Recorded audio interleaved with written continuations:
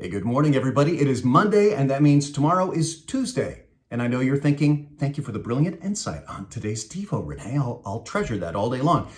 My point is that tomorrow's election day, and we never ever tell people how to vote at TLC, but we always encourage you to vote because the Bible tells us to be good citizens, and this is one of the ways in our democracy that we can be. I always vote.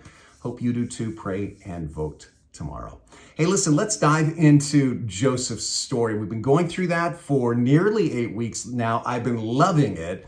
And as we've been seeing, God always works invisibly, right? Joseph went through a lot of tough times, but as he says in Genesis 50:20 to his betraying brothers, you meant this for evil, but God meant it for good. God was weaving together his scheme out of the threads that the brothers were trying to weave their scheme. God always works invisibly. Now that's great, it's encouraging, except the idea that God works invisibly also means that there are long times when he is invisible.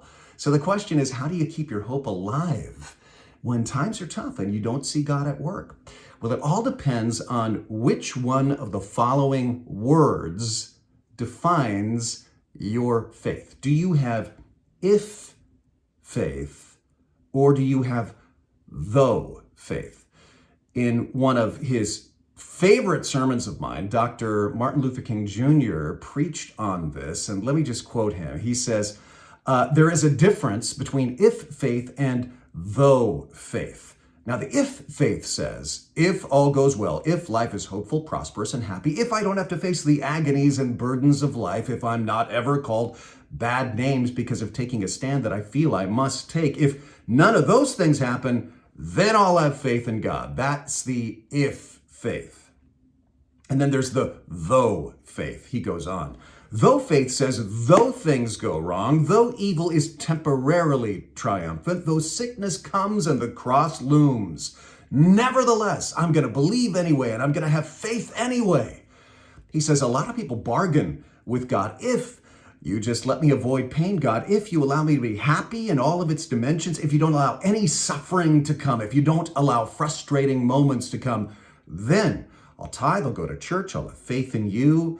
But he says faith is not a bargaining experience. It's not a commercial relationship. And I love that point. Faith is not transactional, right?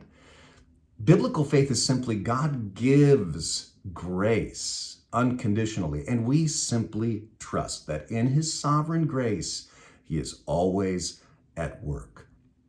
So let me ask you to think about this and really be honest about it. Do kind of that fearless personal inventory. Do you have if faith, or do you have though faith? You know, like Job says in Job 13:15, though he slay me, yet I will serve him. In Joseph's life, we see the stability that even though faith can bring you. Well, think about that and have a great day.